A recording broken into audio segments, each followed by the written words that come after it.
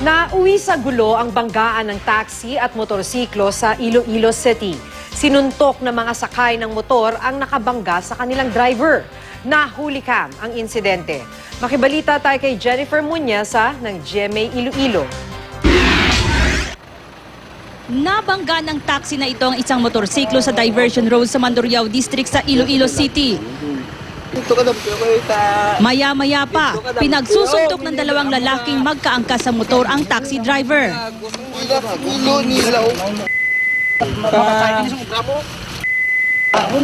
Agad din namang nanlaban ng driver.